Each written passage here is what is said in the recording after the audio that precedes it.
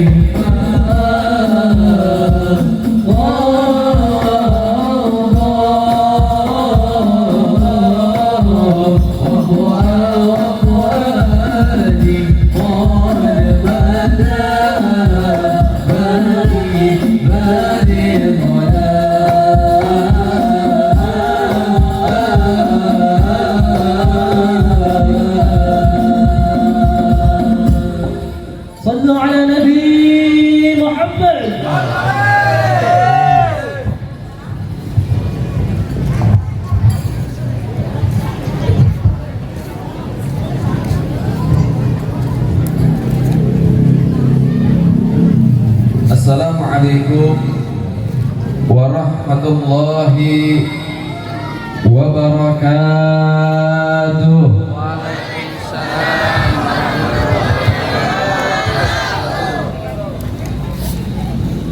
Bismillah walhamdulillah wassalatu wassalamu ala rasulillah Sayyiduna Muhammad ibni Abdillah wa ala alihi wa sahbihi wa man wala.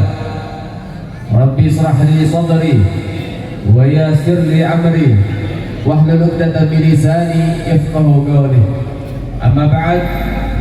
Alhamdulillah, yang sama-sama kita muliakan, kita hormati, kita kagumi, kita cintai pada segenap para asatidz, para alim ulama, para masyayikh, para tokoh-tokoh masyarakat, para muallim, para mudarris, para tuan-tuan guru, yang insya Allah guru-guru kita senantiasa diberkahi oleh Allah Subhanahu wa ta'ala, disehatkan badannya oleh Allah Subhanahu wa ta'ala, bisihah wal afiyah fi ta'atillah wa rasulah, amin ya rabbal. Begitu juga dari para habaib, para abna'i Rasulillah, para anak cucu baginda Nabi Muhammad, para keturunan Sayyiduna Muhammad, para pemilik mahkota agung Sayyiduna Muhammad sallallahu alaihi wasallam. Ada Al-Habib Yusuf bin Syahab, ada Al-Habib Alwi bin Syekh Bakar, juga Habib Novel As-Segar, dan juga Al-Habib Muhammad Ali Terus, dan para habaib yang lainnya. Insyaallah mudah-mudahan habaib kita dijaga oleh Allah Subhanahu wa ta'ala, diberkahi zahir dan batinnya oleh Allah Subhanahu wa ta'ala, amin ya rabbal. Tidak lupa juga kepada segenap hadirin hadirat, muslimin muslimat, mu'minin mu'minat yang insyaallah mudah-mudahan semua yang hadir ada di tempat ini, masyarakat ahli kampung yang ada di tempat ini, yang punya hajat-hajatnya dikabulkan oleh Allah, yang punya kesalahan diampuni oleh Allah, yang punya dosa diampuni oleh Allah, amin ya rabbal. Yang punya usaha diberkahi oleh Allah, yang keluarga jadi sakinah mawaddah warahmah, yang punya keturunan mudah-mudahan menjadi anak yang soleh dan soleha, yang belum punya keturunan mudah-mudahan diberikan keturunan yang baik, yang belum punya jodoh mendapatkan jodoh yang baik, amin ya rabbal. Alhamdulillah, limpahan puja dan puji syukur kehadirat Allah Al-Malik Al-Ahad Al-Fadl Samad alladzi lam yalid wa lam yulad. Segala puji bagi Allah, Tuhan yang Maha Esa, yang Maha Tunggal, yang Maha Kuasa, dan dialah Allah Subhanahu wa ta'ala zat yang Maha Pengasih lagi Maha Penyayang, yang memberikan kasih dan sayangnya kepada setiap hamba Allah yang mereka mendekatkan diri mereka kepada Allah Subhanahu wa ta'ala.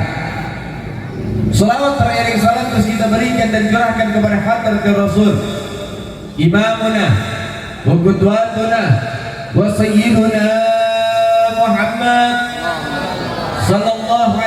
wasallam bi afdhalis shalawat wa ta'zim, yang dengannya kita diajarkan, dibimbing, dituntun dan diarahkan untuk menjadi seorang hamba yang baik di hadapan Allah Subhanahu wa taala. Ya ayyuhal akhwan rahimakumullah, saat ini kita sama-sama kumpul di dalam memperingati Maulid baginda Nabi Muhammad. Kita kumpul di sini bergembira atas kelahiran Nabi Muhammad, yang mana ini adalah acaranya Sayyiduna Muhammad. Tidaklah bisa duduk sama kita, tidaklah bisa berkumpul bersama kita kecuali orang-orang yang diundang sama Sayyiduna Muhammad. Jadi yang bisa duduk, yang bisa kumpul adalah orang-orang yang diundang oleh Sayyiduna Muhammad sallallahu alaihi wasallam. Mereka panitia hanya perantara saja, penyambung saja, tapi secara hakikat yang mengundang adalah baginda Sayyiduna Muhammad sallallahu alaihi wasallam. Orang-orang pilihan yang dipilih oleh Allah Subhanahu wa taala. Setiap orang yang mereka beribadah kepada Allah, mereka lah orang-orang yang digerakkan oleh Allah Subhanahu wa taala untuk bisa mendekatkan diri mereka kepada Allah Subhanahu wa taala. Hidayah, al-hidayah itu sifatnya khusus ke umum. Kalau hidayah itu disebar oleh Allah taala kepada siapapun, masjid penuh, ada yang kosong, saudara. Kalau hidayah itu disebarkan oleh Allah taala, diberikan kepada siapapun, maka nggak ada yang namanya orang maksiat. Tapi karena hidayah itu sifatnya khusus, diberikan kepada hamba yang dicintai oleh Allah Subhanahu wa taala, sehingga orang-orang pilihan yang bisa menerima hidayah dan mereka beribadah takarrub kepada Allah Subhanahu wa taala. Walaupun undangan sudah dikumandangkan di mana-mana, mungkin daripada baliho sudah didirikan, namun gak semua yang mendapatkan informasi itu bisa kumpul bareng kita. Banyak di luar sana mungkin punya kesibukan, ada udzur syar'i dan lain sebagainya. Namun juga ada saudara-saudara kita yang malam ini mungkin tenggelam dalam kemaksiatan, tapi insya Allah mudah-mudahan Allah Taala memberikan hidayah kepada mereka. Tahun depan insya Allah bisa kumpul bareng kita di sini, sama-sama merayakan Maulid baginda Nabi Muhammad. Ya ayyuhal akhwan rahimakumullah, kemuliaan Maulid baginda Nabi Muhammad sallallahu alaihi wasallam, kemuliaannya nggak bakal berkurang, keagungannya nggak bakal berkurang karena sebab tempat yang sempit atau jamaah yang sepi. Tidak, tetapi kemuliaan akan berlimpah dan terus berlimpah karena di dalamnya diagungkan nama baginda yang suci. Saudara yang dimuliakan oleh Allah, perkumpulan Maulid bukan perkumpulan biasa. Ini perkumpulan istimewa dan agung di hadapan Allah Subhanahu wa taala. Imam Syafi'i mengatakan, man jama'a li maulidin nabi ikhwanan, siapa orang yang hadir di dalam memperingati kelahiran baginda Nabi Muhammad, wa hayya ta'aman, atau mereka menyumbang baik dari hal konsumsi maupun materi, wa ahla makanan, mereka nggak bisa nyumbang tapi mereka bisa gotong royong kerja bakti, kasih tenaga. Mereka persiapkan tempat untuk menampung para pecinta baginda Nabi Muhammad. Wa amila ihsanan, gak bisa hadir karena udzur syar'i, gak bisa nyumbang karena gak punya biaya, gak bisa kasih tenaga karena orangnya sudah susah payah, mereka gak punya tenaga. Minimal berlaku baik dalam peringatan Maulid baginda Nabi Muhammad. Termasuk perlakuan baik di dalam memperingati Maulid Nabi, duduk dengan khusyuk, duduk dengan khudu', mendengarkan nasihat dengan baik dan ambil itu nasihat, amalkan dalam kehidupan. Itu termasuk perlakuan baik supaya kita dapat berkah Maulid, saudara. Termasuk juga daripada apa, berlaku baik dalam peringatan Maulid Nabi.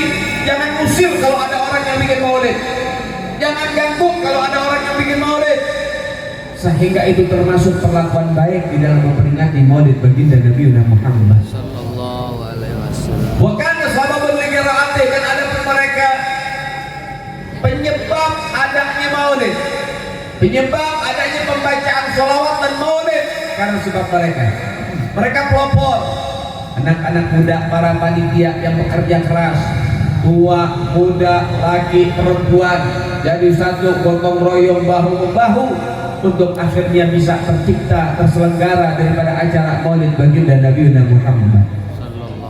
Yang hadir Maulid, yang nyumbang Maulid, yang ngasih tenaga, yang berlaku baik, yang jadi panitia, maka orang-orang itu mendapatkan kabar gembira ba'athallah yaumil qiyamah ma'as-siddiqin was-syuhada was-shalihin fi jannatin na'im.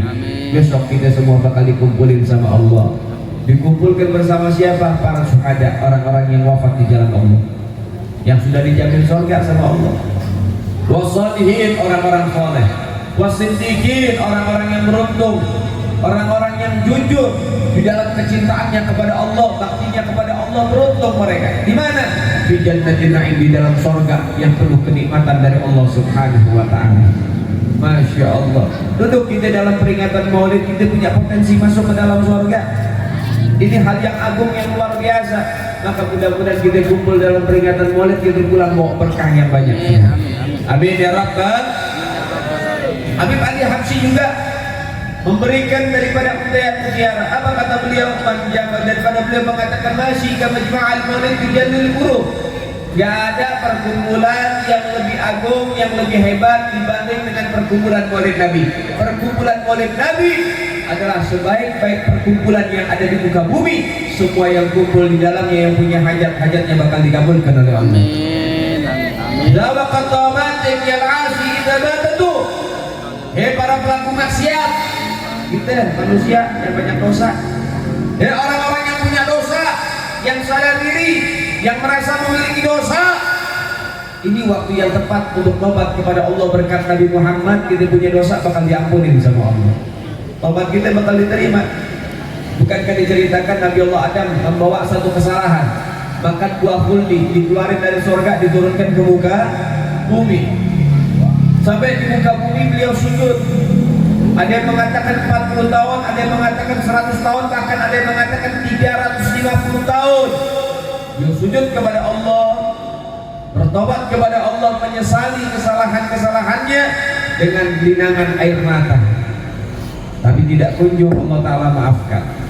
Namun ketika Allah ilhamkan satu doa yang dengan doa itu akhirnya dimaafkan. Apa doanya? Allahumma ghfirli bihaqqi Muhammadin illa ghafartali. Ya Allah, dengan kemuliaan pemilik nama Muhammad, maafin kesalahan saya. Gara-gara doa itu Allah Ta'ala maafin daripada kesalahan Nabi Allah Adam. Tawasul dengan nama Nabi, jual nama Nabi. Allah Ta'ala tanya, bukan karena Allah nggak tahu, Allah itu maha tahu. Tapi Allah Ta'ala tanya, Allah Ta'ala ingin memberitahu kepada kita supaya menjadi tahu, saudara. Hei Adam, di mana kau mengenal Muhammad? Aku belum ciptakan dia. Kata Nabi Adam, ya Allah, ketika kau ciptakan jasadku, kau tiupkan ruh dalam tubuhku, aku mengangkat kepalaku, membuka mataku, aku melihat tulisan-tulisan indah di setiap tiang-tiang arsmu, di setiap pintu-pintu surgamu. La ilaha illallah Muhammadur Rasulullah. Tiada Tuhan selain Allah, dan Nabi Muhammad adalah utusan Allah. Tidak ada nama yang dapat bersanding dengan namamu kecuali hanya ada satu nama, dia adalah Muhammad. Sehingga aku mengambil kesimpulan bahwasannya pasti Nabi Muhammad adalah manusia yang paling kau cintai, ya Allah. Rasul itu ada 313, yang wajib kita ketahui 25.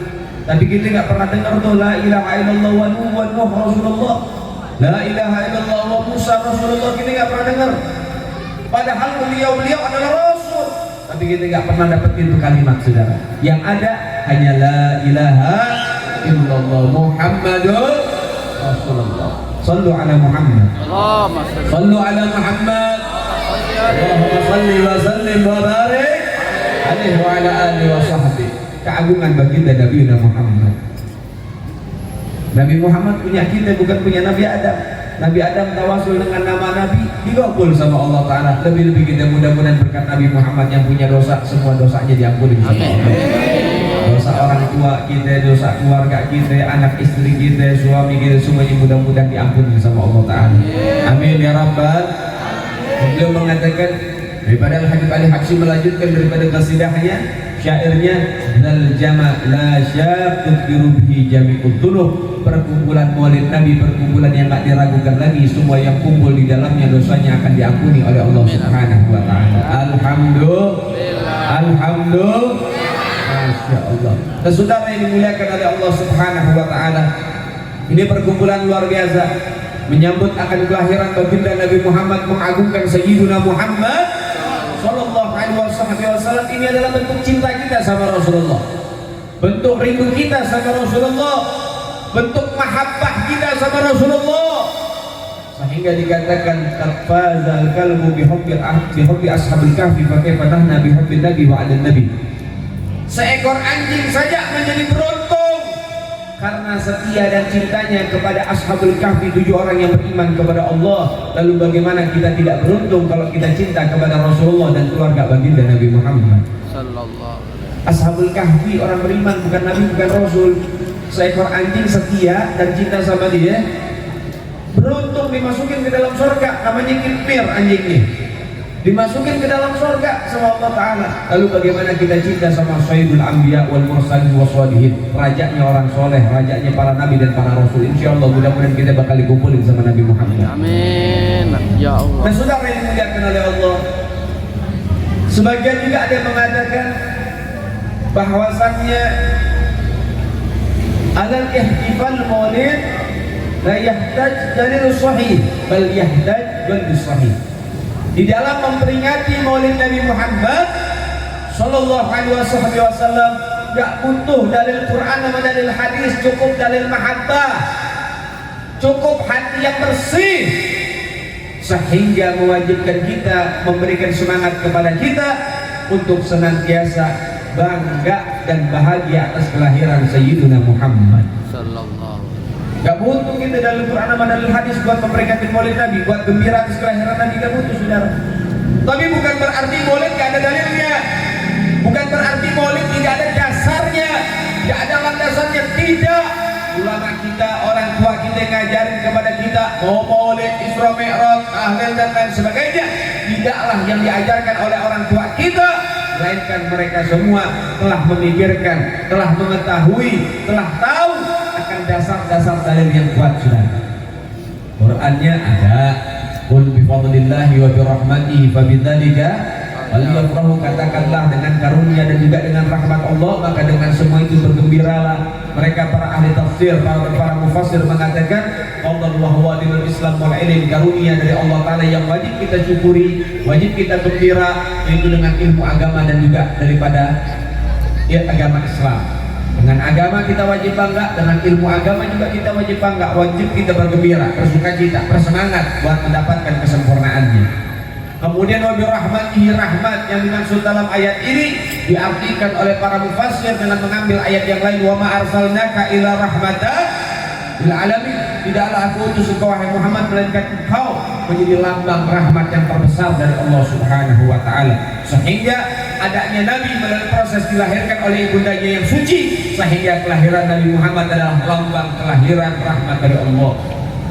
Sehingga dengan itu kita wajib bergembira, kita senantiasa wajib mengagungkan Sayyidina Muhammad sallallahu alaihi wasallam. Qurannya, hadisnya ada. Su'ila Nabiuna Muhammad sallallahu alaihi wasallam an shoma yaumul itsnin. Rasulullah ditanya, mengapa engkau berpuasa di hari Senin wahai Rasul?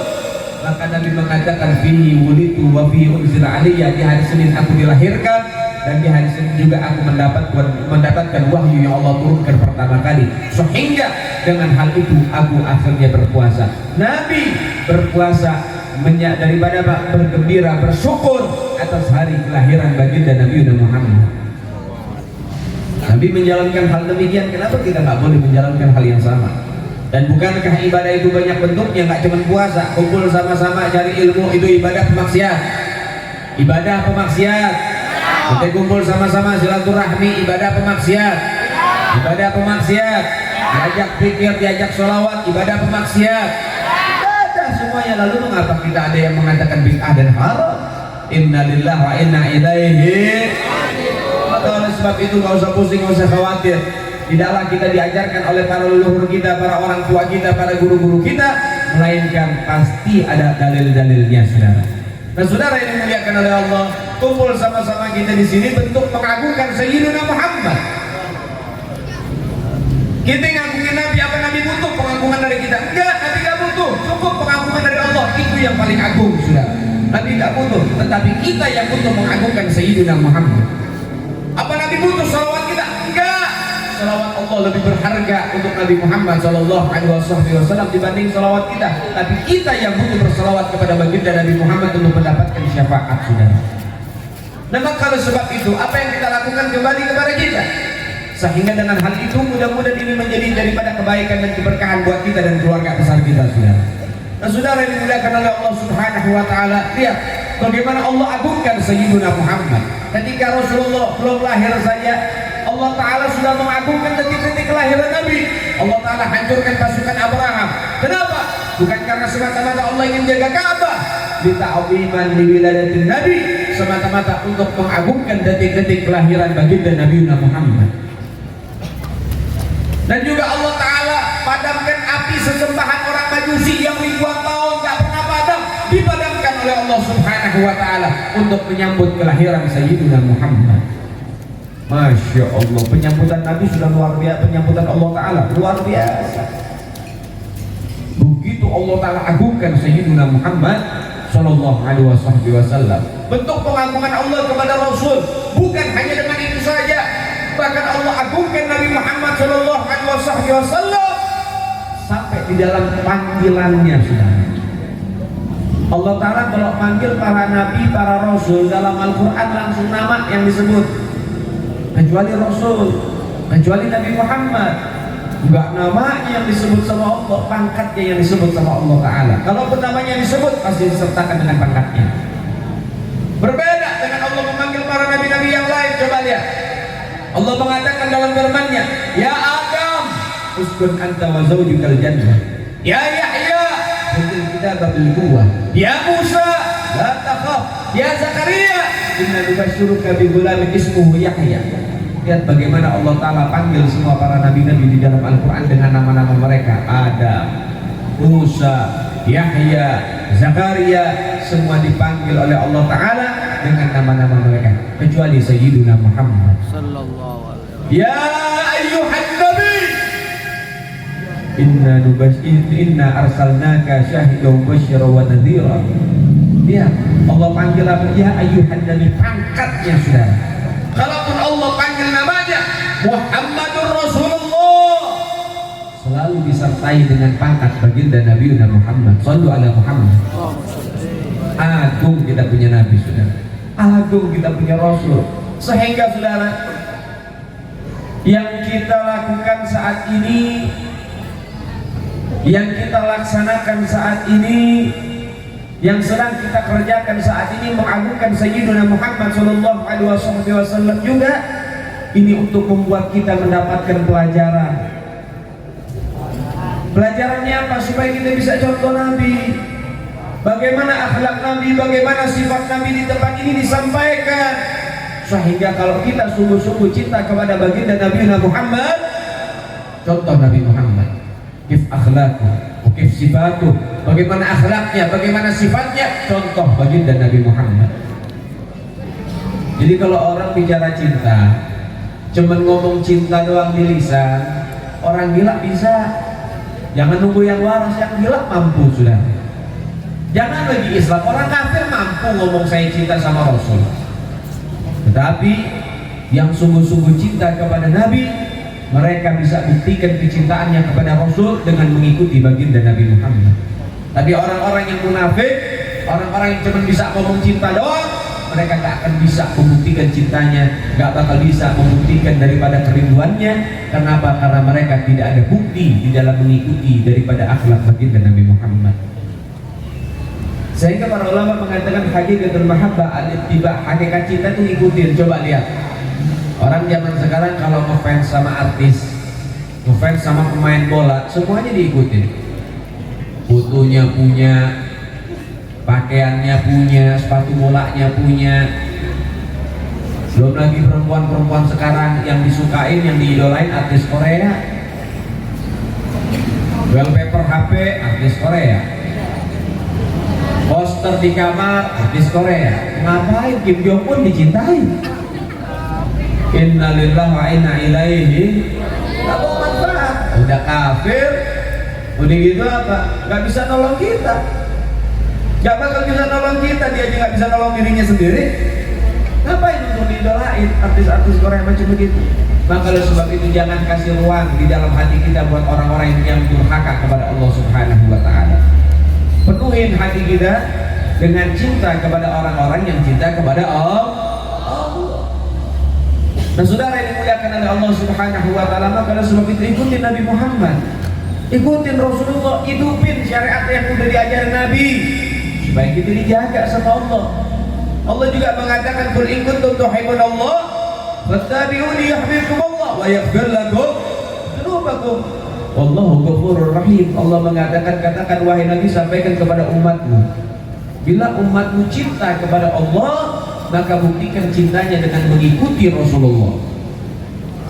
Kalau kita sudah ngikutin Nabi, yuhibbukumullah, Allah bakal cinta sama kita. Kalau Allah sudah cinta kepada kita, apa yang Allah lakukan pertama kali? Wa yaghfir lakum dzunubakum, Allah ampunin kesalahan kita. Kalau kita udah bersih, udah diampuni kesalahan kita sama Allah, baru hajat kita dipenuhin sama Allah. Gak pakai minta, Allah bakal kasih. Wallahu ghafurur rahim, sungguhnya Allah Maha Pengampun lagi Maha Berkasih sayang. Nah, saudara yang dimuliakan oleh Allah Subhanahu wa taala, maka oleh sebab itu mengikuti Nabi, sunnah-sunnah Nabi dihidupkan, itu upaya untuk menolak bala dan musibah. Ya, Masya Allah, sekarang bala di mana-mana, musibah di mana-mana, banjir di mana-mana. Sekarang gempa di Cianjur, ribuan orang mengungsi, ratusan masih dalam pencarian, bahkan juga ratusan juga udah yang jadi mayat, yang mungkin ditemuin meninggal ratusan. Kalau nggak salah jumlahnya lebih dari 300 kalau nggak salah. Yang masih dicari itu lebih daripada 100 orang. Dan mengatakan ada apa namanya, data kemarin itu yang saya lihat 151 orang masih hilang. Kemudian ribuan yang mengungsi. Masya Allah, inna lillahi wa inna ilaihi. Wa ma asabakum musibatin fabima kasabat aydikum. Allah Ta'ala mengatakan tidaklah musibah menimpa kepada kalian kecuali atas ulah tangan-tangan kalian sendiri. Ulah tangan-tangan kita. Sehingga musibah banyak tumpah yang ulah tangan-tangan kita. Berapa banyak sekarang kemaksiatan udah merajalela di mana-mana sudah. Yang ninggalin sholat udah banyak, yang ninggalin kewajiban udah banyak, bahkan yang durhaka sama orang tua udah banyak di mana-mana sudah. Gimana Allah nak murka? Durhaka sama Tuhan, durhaka sama Nabi, durhaka sama orang tua sudah mulai banyak di mana-mana. Bagaimana Allah nak murka? Inna lillahi wa inna ilaihi. Masya Allah. Hati-hati. Udah kebanyakan musibah, udah cukup. Jangan jadi orang yang punya hati mati. Hati-hati. Orang kalau udah hatinya mati, matanya buta, kupingnya tuli, sebagaimana Allah menyatakan dalam firman-Nya, khatamallahu ala qulubihim wa ala sam'ihim wa ala absarihim bisyawatan wa lahum adzabun adzim. Kalau Allah sudah matikan hati seorang hamba, maka apa, telinganya tuli, dikasih nasihat gak mampan. Jangan lagi kamu undang Ali bin Jindan di tempat ini, undang malaikat Jibril suruh ceramah di sini. Kalau itu orang hatinya sudah dimatikan, gak bakal berubah, saudara. Jangan lagi cuma saya. Nabi kalau perlu yang diundang buat ceramah di sini, buat ngasih nasihat, gak bakal berubah itu orang. Ini Nabi, masa dia gak bakal berubah? Tahu kan nanti Abu Jahal, tahu Abu Lahab, kurang apa dinasihatin sama Nabi? Abu Lahab itu kurang apa? Nabi itu pengen banget pamannya masuk Islam. Nabi dakwahkan, Abu Lahab nolak. Sampai Abu Lahab bilang, wahai Nabi, wahai Muhammad, kalau kamu ingin aku masuk Islam, coba itu pohon suruh jalan, datang kemari. Dipanggil sama Nabi, mukjizatnya Nabi, panggil itu pohon jalan ngerangkak. Kamu bisa panggil, balikin lagi, dikembalikan lagi sama Nabi. Apa langsung masuk Islam? Enggak, nantang lagi. Kalau kamu betul-betul Nabi, saya akan masuk Islam kalau kamu bisa belah itu bulan. Bulan dibelah sama Nabi. Kamu bisa belah, satuin lagi, disatukan sama Nabi. Saking Nabi pengen dia masuk Islam, saudara. Tapi apa yang terjadi? Allah Ta'ala tegur, wahai Muhammad, engkau ini hanya perantara nyampainya hidayah. Aku yang ngasih hidayah dengan apa yang aku kehendaki. Wallahu yahdi may yasha. Allah memberikan hidayah kepada hamba-hamba yang dikehendaki, saudara. Hidayah itu langsung dari Allah. Para ulama, para ustadz, nabi, rasul itu hanya perantara nyampainya hidayah. Semua kembali kepada kita. Allah bilang apa? Allah nggak bakal merubah suatu kaum kecuali kaum itu ingin merubah dirinya sendiri. Ketika orang itu sudah punya upaya dan usaha ingin berubah, ketika orang itu sudah buka hati untuk menerima hidayah, baru selebihnya Allah yang bakal kasih jalan untuk dia bisa berubah. Allah kasih hidayah buat dia bisa berubah. Begitu. Yang penting punya keinginan pengen berubah. Dan maka oleh sebab itu melihat keadaan, melihat bencana, dikasih nasihat, harusnya berubah. Mata dibutain sama Allah, sehingga apa, musibah-musibah yang ada nggak buat ditambah takut, nggak buat ditambah takut kepada Allah, tapi tambah durhaka kepada Allah. Allah bilang apa? Gak ada yang bisa nyadarin orang-orang macam begitu yang udah nolak nasihat, gak bisa ambil ibrah pelajaran dari alam semesta ini, gak tambah takut kepada Tuhan, gak bisa nyadarin satu, azabnya Allah Subhanahu wa ta'ala. Na'udzubillahi min syaitan. Oh, saya mah aman dari azab, tenang. Mau lari nanti saya udah punya tempat khusus, gak bakal kena. Kalau ada banjir saya lari ke gunung. Kalau misalnya ada gempa, saya lari ke tempat yang luas, daratan yang luas. Anda pengen lari dari Allah Ta'ala, gak bisa. Tidak ada tempat yang selamat tempat di dalam dunia ini daripada murkanya Allah. Dan juga tenang, tidak ada tempat yang bisa menghancurkan kita kalau kita sudah dilindungi oleh Allah. Kanan kurang apa anaknya Nabi Nuh? Anaknya Nabi Nuh disuruh masuk Islam gak mau, disuruh masuk beriman kepada Allah gak mau. Nabi Nuh sudah kasih tahu, ini kalau ada banjir bandang apa kata dikatakan? Enggak, saya nggak mau ikut Bapak. Saya udah punya tempat yang mana setetes air nggak bakal bisa masuk. Dia lari ke goa, dia masuk ke dalam goa, betul air nggak masuk saudara. Tapi Allah takdirkan dia kencing nggak berhenti sampai tenggelam saudara. Bayangin dia tenggelam di air kencingnya sendiri saudara. Na'udzubillahi min. Gak ada yang bisa selamat kalau Allah murka kepada dia. Mau sakti mandraguna gak bakal bisa selamat. Mau dia bagaimana juga gak bakal bisa selamat dari murkanya Allah. Maka oleh sebab itu, tobat sebelum terlambat. Tobat sebelum terlambat. Jangan sampai apa? Menunda-nunda daripada tobat. Jangan. Disuruh pakai jilbab, ntar saya belum siap lah, pakai jilbab nunggu siap. Konsep dari mana? Itu kata-kata keluar dari mulut setan tuh biasanya tuh. Dengerin deh perempuan-perempuan biar pada tahu. Secara gak keras. Ketika wanita disuruh pakai jilbab, dia mengatakan saya belum siap, tapi buka tutup, belum dapat hidayah. Itu kata-kata keluar dari mulut setan. Setan yang bisikin buat dia ngomong begitu saudara. Jilbab itu siap tidak siap, mau tidak mau, mampu tidak mampu, itu wajib. Ini gak ada nunggu siap. Paham? Paham? Begitu juga sholat sama, jilbab sama sholat sama. Laki-laki disuruh sholat, belum, saya nunggu siap lah. Gila nih orang. Siap gak siap, suka gak suka, mampu gak mampu, kewajiban sholat sudah ada, sehingga gak bisa ada alasan untuk meninggalkan sholat. Jangan tunda-tunda daripada tobat saudara. Saya belum siap pakai jilbab, kamu pakai jilbab untuk menjadi siap. Saya belum siap buat sholat karena saya masih suka mabok dan sebagainya. Kamu sholat supaya bisa ninggalin mabok dan judimu. Betul apa enggak? Betul apa enggak?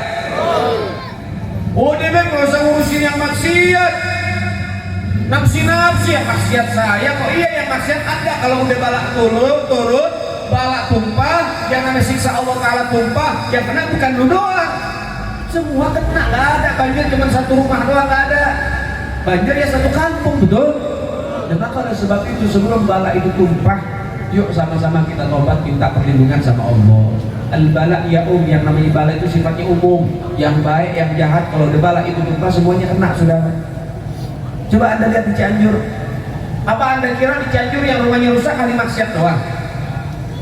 Pesantren rusak saudara, orang-orang baik rumahnya rusak. Tapi apakah karena mereka bala itu musibah karena orang-orang baik, karena pesantren, karena orang-orang ahli ibadah, seorang abid, gara-gara mereka akhirnya turun musibah? Enggak, gara-gara yang maksiat susah dikasih tahu. Jangan ngerasa aman, jangan ngerasa aman. Ini udah dekat kiamat nih, jangan ngerasa aman. Wah Cianjur beb, itu mah jauh. Oh di situ beb, itu mah jauh. Di sini jangan ngerasa aman. Allah Taala kalau pengen kasih yang namanya musibah dimanapun bisa, saudara. Maka oleh sebab itu sebelum musibah itu turun, Yuk sama-sama kita minta maaf sama Allah. Kita tobat sama Allah. Mudah-mudahan gara-gara orang yang tobat, insya Allah balak dijauhkan sama Allah Subhanahu wa Ta'ala. Saya pengen kasih tahu resep tolak balak ini, kira-kira orang sini mau apa enggak nih? Cuman 2 nggak banyak. Ini resep tolak balak. Kalau dijalanin saya yakin di kampung nggak bakal kena balak selama-lamanya. Mau apa enggak? Mau apa enggak? Tapi mesti kudu serius ngejalaninnya nih. Resep tolak balak langsung dari Allah Ta'ala. Kira-kira mau enggak? Mau enggak? Baik, kalau misalnya mau. Allah Ta'ala menyatakan dalam firman-Nya di dalam Al-Quran. Allah mengatakan wa ma kana Allah li'adzibahum wa anta fihim wa ma kana Allah mu'adzibahum wa hum yastaghfirun.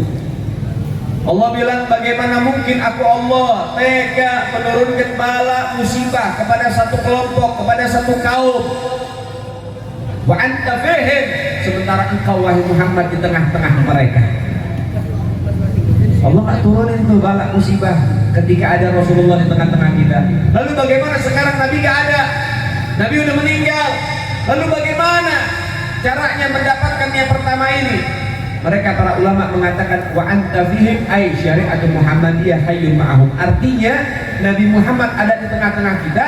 Caranya dengan menghidupkan syariat Nabi Muhammad, maka itu sama halnya Rasulullah ada di tengah-tengah kita. Paham kira-kira? Paham kira-kira? Apa itu syariat Nabi Muhammad? Semua yang diajarkan oleh Nabi, baik dari yang wajib sampai yang sunnah, dihidupkan.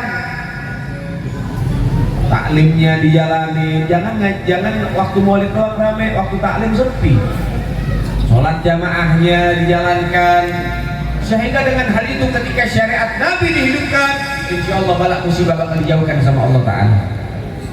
Cara yang kedua, Allah mengatakan bagaimana mungkin juga aku Allah menurunkan bala dan musibah, sementara mereka, si kaum itu, si kelompok itu pandai di dalam istighfar, rajin di dalam istighfar. Bagaimana mungkin aku Allah dengan tega menurunkan bala dan musibah kepada satu kaum, kepada satu kelompok yang mana mereka pandai dan rajin beristighfar kepada Allah Subhanahu wa Ta'ala. 2 cara. Yang pertama, hidupkan syariat Nabi, hidupkan ajaran Nabi. Yang kedua, perbanyak istighfar kepada Allah Subhanahu wa Ta'ala. Insyaallah kalau 2 jalan ini kita jalanin baik-baik, insyaallah Allah Ta'ala bakal jauhin kita dari balak dan musibah. Amin ya Rabbal, amin ya Rabbal. Saudara dimuliakan oleh Allah Subhanahu wa Ta'ala, ada satu kisah. Ada satu kampung isinya 18.000 wali. Satu kampung isinya 18.000. Di kampung itu ada 18.000. Jadi bukan semua penghuni kampung itu wali, enggak. Tapi di kampung itu ada 18.000 wali. Penduduknya banyak, puluhan ribu, tapi 18.000 nih wali, bukan satu, 18.000 walinya Allah. Tapi kampung itu diluluh lantahkan oleh Allah, dikasih balak dan musibah sama Allah. Tahu gara-garanya apa? Gara-garanya mereka para aulia sibuk di dalam ibadah seorang diri, tapi gak mikirin tuh orang-orang yang maksiat untuk dinasehatin. Karena gak ada yang mau nasehatin para orang-orang maksiat, gak ada yang mau nahi munkar, sehingga akhirnya apa? Allah Ta'ala binasakan semuanya yang ada di situ. Masya Allah. Jadi artinya apa? Artinya jangan egois mikirin diri sendiri. Nabi bilang ad-dinun nasihat. Agama ini menciptakan nasihat, saling menasehati satu di antara yang lain. Qalu wa ma hiya ya Rasulullah? Sahabat tanya, nasihat yang seperti apa yang harus kami bagikan wahai Nabi? Qala lillah. Yang pertama tentang ketuhanan, Saudara. Tentang ketuhanan. Ciptakan nasihat tentang ketuhanan kepada saudara-saudara kita. Biar apa? Biar iman kuat, takwanya kuat. Nasihatin sama mereka, Allah Tuhan yang Maha Esa, yang Maha Tunggal, Allah Ta'ala Maha Mampu, Allah Ta'ala Maha Melihat, Allah Ta'ala Maha Mendengar. Ayo kembali kepada Allah. Ciptain tuh nasihat tentang ketuhanan supaya iman kita tambah kuat. Wali kita bihi, dan juga ciptakan nasihat tentang kitab Allah, tentang Al-Quran. Dengarin, kasih tahu sama mereka semua saudara-saudara kita. Jangan lupa baca Quran. Quran itu syifa bintul lida. Quran itu obat buat berbagai macam penyakit. Quran itu daripada apa? Daripada hisnun, daripada benteng, dibala musibah, sihir, kejahatan, kezaliman. Baca itu Al-Quran, perdalam itu Al-Quran. Rabi'atu Ad-Dawiyah, seorang wanita soleha, beliau seumur hidupnya telah menghatamkan 7.000 kali hataman Al-Quran. Al-Habib Ahmad Al-Bahdar, beliau mengatakan ar-rijal qawwamuna 'ala nisa, laki-laki lebih baik, lebih mampu, lebih kuat dari seorang wanita. Bila mana Rabi'atu Ad-Dawiyah, beliau menghatamkan 7.000 kali Al-Quran, maka Abu Muhammad Ahmad Al-Bahdar harus lebih banyak. Dalam catatan manaqib beliau menghatamkan 12.000 kali hataman Al-Quran. Imam Rifai dalam masa 3 hari sebelum wafat, dalam keadaan sakit keras, dia baca Al-Quran 3 hari, menghatamkan 4.000 kali hataman Al-Quran. Habib Abdurrahman As-Segaf, beliau membaca Al-Quran setiap hari, pagi 4 kali hatam, sore 4 kali hatam.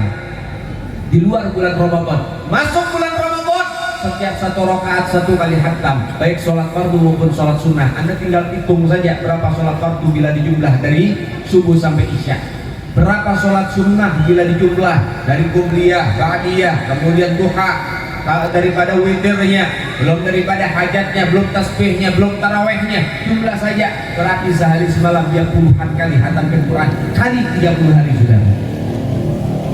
Ahlul Quran, mereka orang-orang yang cinta terhadap Al-Quran dan dicintai oleh Al-Quran, hidupnya bahagia dunia akhirat, mencintai dunia nasihat. Kita nggak bisa baca sejuz sehari nggak apa-apa, baca selembar sehari. Nggak bisa selembar sehari nggak apa-apa, baca seayat sehari kalau perlu, saudara. Didik anak-anak kita biar baca Al-Quran. Kadang-kadang kita punya anak lebih apa? Lebih senang baca WhatsApp daripada baca Quran. Kadang-kadang kita punya keluarga lebih senang baca koran daripada baca Quran. Masya Allah, baca Al-Quran, itu kitabnya Allah, itu mujizatnya Nabi yang sampai detik ini. Baca Al-Quran, ini diperintahkan oleh Nabi. Cintain nasihat itu. Kenapa banyak yang udah lupa sama Quran? Masya Allah, Al-Quran di rumah kita sampai berdebu, saudara. Kadang-kadang apa? Sepatu kita lebih bersih daripada Quran yang ada di dalam rumah-rumah kita. Al-Quran ditaruh selesai gak dibuka-buka, tapi kita punya sepatu dibersihin mulu setiap pagi, kita punya sendal dibersihin mulu setiap pagi, dijaga, dirawat, tapi Al-Quran kita lupain, saudara. Begitu hidupnya pengen dapat berkah, gak bisa. Baca Al-Quran. Iftah qulubakum, ayo buka kita punya hati, ini nasihat, buka kita punya hati, saling introspeksi diri, perbaiki kita punya keadaan. Lillahi walilkitabihi walirasulihi, ciptakan juga nasihat tentang Rasul, khususnya Nabi Muhammad. Rasul perjuangin kita mati-matian, sekarang waktunya kita perjuangin Nabi juga mati-matian, saudara. Baca kisah Nabi, ceritakan cerita Nabi, idolakan Nabi, jadikan Nabi panutan kita. Jangan yang kita baca kisahnya orang mulu, pagi melek mata dibayar tetangga, dibayar nama anaknya, ngomong sama anaknya, neng, lo tau gak tuh tetangga tuh? Iya be, kenapa be? Tuh tetangga kita, dia baru beli kulkas 4 pintu, padahal kan gak kerja ya. Babe yakin ini miara tuh yul orang julid. Nemak datang pagi-pagi, melek mata dibayar tetangga. Neng, lo tau gak tuh Ustadz tuh yang kemana-mana pakai motor legenda? Iya, mak tahu. Kenapa? Ustadz sekarang beli PCX, kontan lagi, kagak pakai cicil. Padahal kan cuma kerjanya begitu-begitu doang. Paling berapa sih angkot tahlilan? Kok bisa dia beli PCX? Bapak lu aja masih pakai motor Jupiter. Julid. Masya Allah, hasut sama rezeki orang. Jangan mentang-mentang Ustadz gak punya HP, cuma tahlil temen ini terus gak boleh ganti motor. Emang yang bisa ganti motor dia doang. Ustadz juga ada rezekinya. Akhirnya ngomong itu ibu, ini yakin nih, ini pasti Ustadz nyara babi ngepet nih, belinya di Shopee kayaknya nih babinya. Innalillahi wa inna ilaihi. Banyak yang model begitu, ngelihat tetangga maju hasut. Gak boleh kayak begitu, itu bukan ajaran Nabi. Ajaran Nabi itu senang melihat orang senang, susah melihat orang susah, itu ajaran Nabi. Bukan senang melihat orang susah, susah melihat orang senang. Betul apa enggak? Lihat saudaranya maju, hasut dia, padahal saudara, adik kakak. Innalillahi wa inna ilaihi. Jangan begitu. Nabi nggak ngajarin kayak begitu. Nabi luar biasa ngajarin begitu.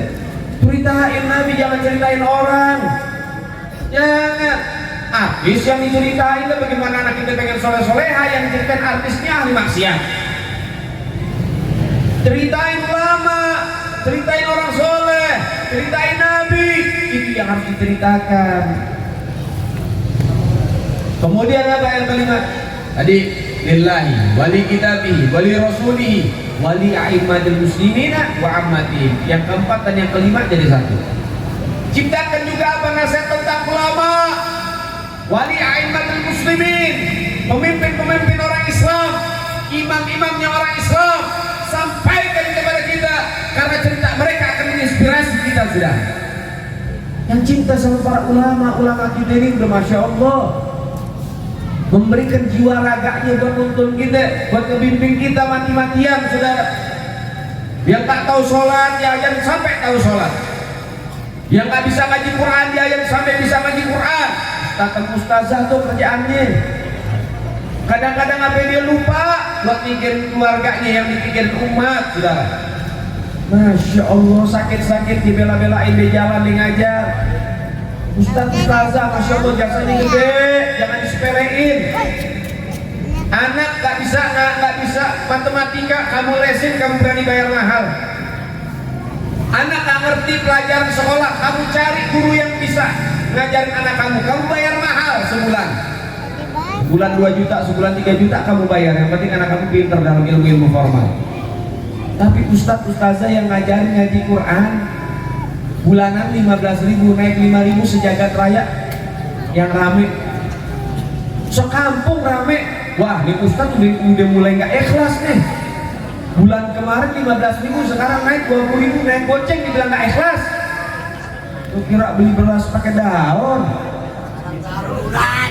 Beli beras pakai duit 20.000 sebulan ngurus anak kita. Masya Allah bu, udah untung kita dapat yang begitu. Ibu aja kadang-kadang juga nggak sanggup ngurusin anak ibu. Bener apa enggak? Bener apa enggak? Oh saya mah sanggup, saya punya anak 3 seluruh semua. Siapa bilang? Gak usah jauh-jauh, kemarin daring waktu COVID, anak-anak belajarnya di rumah. Betul apa enggak? Betul apa enggak? Yang punya anak nih, coba ngerasain. Saya punya anak, saya ngerasain belajar di rumah. Ibu ngajarin anaknya daring, kira-kira kesel nggak waktu ngajar? Darah tinggi naik, tuh anak diajarin malah blonjor. Bener apa enggak? Dia anaknya diajarin malah ngambek. Tuh bayangin ibu baru ngajarin sekali, baru ngajarin sehari bu, gitu darah tinggi udah naik. Bagaimana guru yang tiap hari ketemu anak ibu? Bukan cuma satu anak, kadang sekelas sudah berapa anak tuh, anak orang-orang. Masya Allah. Lah ini ustadz dan ustazah ngajarin anak-anak sekampung. Ini satu anak maju diajarin alif, ba, ta, sa. Ini anak yang lain malah apa? Goyang-goyangin lemari sampai jatuh. Belum lagi yang satu naik-naik pintu. Masya Allah, anaknya Spiderman ya. Bener apa enggak? Jadi kalau jangan lagi cuma naik 5.000 jadi 20.000 sebulan, 100.000 atau 300.000 atau sejuta sekalipun wajar buat ustadz sama ustazah saudara. Masya Allah. Pandemi kemarin semua banyak yang donasi, ayo donasi. Kita kasih tuh buat ojol-ojol tuh, ojek online pencari rezeki tuh. Kita kasih bantuan kepada mereka. Bagus. Kita kasih tuh orang-orang yang nggak punya. Bagus. Itu bentuk kemanusiaan, bagus, gak ada salahnya saudara. Tapi ada yang lupa, Anda tidak memikirkan nasib para ustadz dan ustazah. Ente kira yang kena COVID mereka doang? Ustadz ustazah kena tuh. Kira-kira dia dipikirin nggak? Kirimin donasi kirimin beras ke ustadz ustazah yang kena nih, kirimin. Oh di sini mah dikirimin, alhamdulillah kalau di sini dikirimin, diperhatiin, cuma jangan pas COVID doang. Punya makanan lagi masak, bikin masakan lebih, kirimin, suruh anak biasain, jadi anak punya perhatian sama guru. Tolong sini, lo antar ke tempat itu ustaz, lo antar ke tempat ustazah tuh. Begitu cara didiknya tuh. Saya dulu masih kecil-kecil begitu sama ibu saya, kalau dibikin masakan pasti dilebihin, dikirimin ke ustadz-ustadz di kampung. Nih, lo kirimin ke ustadz ini, lo kirimin ke ustazah ini. Kita dididik begitu, Bu. Sehingga akhirnya apa? Ketika anak sudah dididik dari kecil untuk perhatian kepada gurunya, sampai gede dia bakal perhatian. Bagus apa enggak? Bagus apa enggak? Jadi seperti itu didikan-didikan orang dulu. Masya Allah. Ustadz ustazah, masya Allah, doain biar pada sabar, biar pada berkah ustadz kita. Luar biasa. Anak kita bisa ngaji Quran gara-gara mereka. Kita meninggal yang ngajiin Quran anak kita bisa ngaji Quran gara-gara siapa? Ustadz sama ustazah. Perhatiin tuh ustadz dan ustazah. Jangan cuma gara-gara gara-gara ustadz yang bisa ngajarin alif ba ta terus kita remehin. Jangan. Itu Imam Al-Asyid Muhammad Al-Maliki beliau mengatakan hu asy-syaikh suyu. Mereka ustadz dan ustazah yang ngajarin huruf hijaiyah, mereka adalah guru di atas guru. Gak akan bisa daripada apa? Baca kitab gondol, gak bakal bisa baca Quran kalau gak karena mereka yang pertama kali mengenalkan huruf hijaiyah kepada anak-anak kita, saudara. Mudah-mudahan mereka guru-guru kita disehatin sama Allah Ta'ala. Dan saudara yang dimuliakan oleh Allah Subhanahu Wa Ta'ala, ulama-ulama deketin, jangan dijauhin. Berjuang sama para ulama. Mending anak kita masuk penjara gara-gara berjuang sama ulama ketimbang anak kita jadi pecandu narkoba. Mending begitu. Gak usah khawatir gak hina bu masuk penjara gara-gara berjuang sama ulama. Betul gak? Betul gak? Gak hina, mulia dunia dan akhirat mulia. Jangan nanti anak kita dilarang berjuang sama ulama, akhirnya apa? Anak kita cari tempat-tempat teman-teman yang gak baik, tempat-tempat yang gak baik. Akhirnya apa? Mulai anak-anak kita terjerumus sama tempat-tempat yang gak baik karena orang tuanya menjauhkan anak-anaknya dari para ulama, jauh dari ilmu agama. Akhirnya jadi apa? Pecandu, jadi bandar, judi. Na'udzubillahi min. Perhatiin para ulama. Yang kelima, kata Nabi, wali a'immatil muslimina wa ammatihim, dan juga perhatiin, ciptain nasihat, ciptain pengingat kepada saudara-saudara kita tentang apa? Tentang sesama umat. Ciptain nasihat. Al muslim akhul muslim, sesama muslim itu bersaudara kal jasadil wahid, seperti jasad yang satu. Kalau tangan kirinya luka, tangan kanan mengobati, mulut niupin, mata keluar air mata aja. Kenapa? Saling memiliki hubungan satu di antara yang lain. Itu akhlaknya Rasulullah. Itu ajarannya Rasulullah. Rasulullah kalau melihat ada sahabatnya yang sakit, didatangi nama Nabi, dibawain bekal sama Nabi, dikunjungi nama Nabi, diperiksa daripada sakitnya sama Nabi, didoain sama Nabi. Itu akhlak baginda Nabi Muhammad sallallahu alaihi wasallam. Kita harus melakukan hal demikian. Kita buktiin ini Cianjur nih, ini menjadi amal buat kita, jariah buat kita. Terus saudara-saudara kita kesian bu sekarang, rumah tidak rata sama tanah. Bahkan kemarin ada yang lahiran di tenda pengungsian. Masya Allah. Mereka juga kekurangan makanan, minuman, obat-obatan, selimut, pakaian. Bantu mereka. Di rumah kita banyak yang namanya pakaian-pakaian gak dipakai, kirim. Ada selimut, tumpuk, kirim. Ntar panitia nih pengen ke Cianjur nih, kalau nanti sama anak-anak persaudaraan Islam, kirimin. Ini Masya Allah, FPI menjadi garda terdepan ketika ada bencana di mana-mana. Mereka orang paling depan yang sampai ke lokasi bencana, sudah. Dari zaman dulu, dari zaman FPI pertama kali dibentuk, FPI gak pernah absen di dalam misi kemanusiaan, saudara. Itu doain mudah-mudahan semuanya disiqomahin sama Allah Ta'ala, diberkahi sama Allah Ta'ala. Amin ya Rabbal. Cianjur menjadi salah satu ladang kita dapat pahala dari Allah Ta'ala. Bantu dan catat baik-baik. Orang yang bisa bantu, orang yang bisa membantu adalah orang-orang pilihan. Yang bisa infak, yang bisa sodako, orang pilihan. Ya semuanya orang bisa. Banyak orang-orang kaya, punya duit mereka, punya harta lebih mereka, tapi kalau melihat anak muda mau proposal maulid, meriaknya. Tiba-tiba pura-pura hilang. Datang anak muda, Ji, Pak Haji, Assalamualaikum Pak Haji. Ngomong nih Pak Haji sama pembantunya, bilang Pak Haji lagi gak ada, bilang Pak Haji lagi sakit. Masya Allah, innalillah wa inna ilaihi. Dan makanya orang yang bisa nyumbang bukan orang yang punya duit, orang yang bisa nyumbang orang pilihan dari Allah yang digerakkan langsung sama Allah. Sebagai contoh siapa? Dulu di zaman Nabi ada satu wanita tua, kekayaannya cuma dua. Satu, sepetak rumah kecil. Dua, satu ekor kambing. Hanya itu saja. Kepengen rumahnya didatengin sama Nabi. Nabi kalau datang sama sahabat, Nabi datang ke rumahnya sama para sahabat. Kambing harta satu-satunya dipotong sama dia, disembelih, dimasak buat jadi suguhan, buat jadi hidangan buat Rasul Shallallahu Alaihi Wasallam. Dihidangin selesai tuh kambing habis. Nabi mendirikan sholat di rumah itu berjamaah. Saat itu kiblat masih ke Masjidil Aqsa. Nabi sholat 2 rakaat di Masjidil Aqsa. Ketika di tengah-tengah sholat, Rasulullah dapat wahyu untuk memutar arah kiblat. Akhirnya apa? Kiblat berubah ke Masjidil Haram. Jadi 2 rakaat ke Masjidil Aqsa, 2 rakaat ke Masjidil Haram. Ketika itu Rasulullah sholat 4 rakaat karena di siang hari. Ada yang mengatakan duhur, ada yang mengatakan asar. Selesai Rasulullah pulang.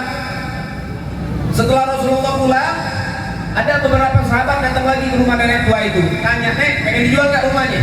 Kata si nenek, "Kagak. Saya udah gak punya apa-apa, cuma pengen punya rumahnya doang. Kalau saya jual, saya mau tinggal di mana?" Sampai itu para sahabat, mereka itu apa? Berlomba-lomba buat dapat ini ke rumah. "Udah Nek, saya beli 10 kali lipat." "Enggak, saya gak jual." "Saya beli 20 kali lipat." "Kagak, saya beli dengan harga yang tinggi dan juga saya kasih rumah." Gak mau itu nenek. Bingung nenek. Terus sahabat semuanya berlomba-lomba pengen dapetin. Tanya, "Kamu ini nyari rumah saya, pengen di rumah saya mau ngapain? Harganya juga selangit kamu kasih kepada saya. Padahal tanah-tanah yang lain masih banyak tuh harganya murah-murah. Kenapa rumah saya kamu incar?" Apa kata para sahabat? "Saya ingin beli rumah ini karena di rumah ini daripada apa? Turun yang namanya sejarah. Yang tadinya arah kiblat ke Masjidil Aqsa berubah ke Masjidil Haram. Ini adalah bukti sejarah yang harus dilestarikan. Kami ingin beli rumah ini dan kami akan dirikan masjid di tempat ini." Si nenek dengar, "Betul kamu pengen mendirikan masjid?" "Iya, kami pengen dirikan masjid." Semua tuh yang berlomba-lomba pengen bayarin, semuanya satu suara. "Iya, kami pengen beli ini untuk mendirikan masjid." Apa kata si nenek? "Kalau betul-betul kamu ingin dirikan masjid, padahal ini orang tua, orang nggak punya, miskin, fakir miskin lagi." Apa kata si nenek? "Kalau betul kamu ingin dirikan masjid, saya nggak akan jual rumah ini, tapi saya wakafkan nih, saya kasih ke kamu dirikan masjid." Ada masjid Kiblaten namanya. Ada masjid Kiblat. Pernah dengar nggak nih masjid Kiblaten? Nah itu kalau umroh, kita kalau haji pasti bakal mampir ke masjid Kiblaten, saudara. Nah itu masjid Kiblaten itu rumah nenek tua itu didirikan oleh para sahabat menjadi masjid Kiblaten. Kenapa disebut masjid Kiblaten yang punya 2 kiblat? Karena di tempat itu perputaran arah kiblat, saudara. Kambing udah dipotong, masjid rumah sepetak-sepetaknya didiriin masjid, udah nggak punya apa-apa. Apa terus jadi gelandangan? Enggak, dikasih rumah sama para sahabat. Lihat, Nabi bilang, "La yanqisumal bisodakoh," nggak akan berkurang harta yang disodakohkan. Bal yazdad, akan tetapi bertambah dan terus akan bertambah. Rumah yang sepetak hilang bahkan menjadi masjid, menjadi amal jariah, menjadi daripada apa? Menjadi sumber pahala yang dia dapat walaupun dia wafat, tapi dia dapat rumah lagi, saudara, dapat rezeki lagi, punya ATM akhirat. Berapa banyak orang yang khatamin Quran di dalam, berapa banyak orang yang sholat di dalam, berapa banyak orang yang zikir di dalam, semua pahalanya diberikan kepada si nenek. Orang nggak punya tapi dia sholat. Ini yang menunjukkan bahwasannya dasar dalil orang yang sodako bukan orang yang banyak uang, orang yang sodako orang yang dipilih sama Allah Subhanahu wa Ta'ala. Ada beberapa cerita. Nabi menceritakan di dalam hadis ada seorang pelacur yang dikasih hidayah sama Allah, tobat dia dan dimasukkan ke dalam surga gara-gara ngasih minum seekor anjing. Imam Ghazali dimasukkan ke dalam surga bukan karena ilmunya yang tinggi, ibadahnya yang banyak, walaupun beliau adalah seorang wali besar, mujtahid mutlak wa mujaddid, tapi beliau dimasukkan ke dalam surga karena ngasih minum seekor lalat. Syekh Abi Bakar Al-Baghdadi, beliau dimasukkan ke dalam surga gara-gara apa? Ngasih makan seekor kucing. ngasih makan, ngasih minum kepada binatang saja bisa menyebabkan masuk ke dalam surga. Lalu bagaimana yang kita kasih makan, kita kasih minum umat Nabi Muhammad yang sedang kelaparan, saudara? Masya Allah. Apa yang kita kasih gak seberapa, tapi menurut orang-orang yang susah itu adalah sesuatu yang mulia, saudara. Itu berharga. Maka oleh sebab itu jadilah orang-orang pilihan. Mudah-mudahan kita semua yang bantu masyarakat Cianjur, insya Allah nanti besok lusa ketika kita susah, Allah Ta'ala kirim daripada orang-orang baik buat bantu kita. Amin. Dan juga itu di dunia, dan mudah-mudahan nanti di akhirat kita mendapat bantuan dari baginda Nabi Muhammad Sallallahu dan alaihi insya Allah mudah-mudahan Allah Ta'ala bakal bayar semuanya nanti, sudah dunia sampai akhirat. Maka mudah-mudahan Allah Ta'ala gerakkan kita menjadi orang yang lebih baik lagi, menjadi orang yang sadar, menjadi orang yang taubat. Dan insya Allah mudah-mudahan kita nanti bakal kumpulin beberapa harta benda kita untuk kita salurin ke Cianjur, dan mudah-mudahan ini menjadi bantuan buat saudara-saudara kita yang tertimpa musibah. Insya Allah mudah-mudahan Allah bakal ganti dengan berlipat ganda, dan Allah ganti dengan ridhoannya. Amin ya rabbal Rabbi fanfa'na bi barakatihim wahdina husna bi hurmatihim wa amitna bi tariqatihim wa mu'afati minal fitani. Allahumma inna nas'aluka ziyadatan fid din wa barakatan fil umur wa sihhatan fil jasad wa si'atan fil rizqi wa tawbatan qabla al maut wa syahadatan indal maut wa maghfiratan ba'da al maut wa afwan minal hisab wa amanan minal adzab wa jawazan 'ala sirat wa nasiban minal jannah warzuqna nadhara ila wajhikal karim ya rabbi ya rahim ya ajwal al ajwalin wa sallallahu ala sayyidina Muhammad sayyidil mursalin walhamdulillahi rabbil amin ya rabbal alamin. Jazakallah, terima kasih banyak. Itu saja yang bisa saya sampaikan, mudah-mudahan manfaat buat al-fakir dan manfaat buat antum semua. Assalamualaikum warahmatullahi wabarakatuh.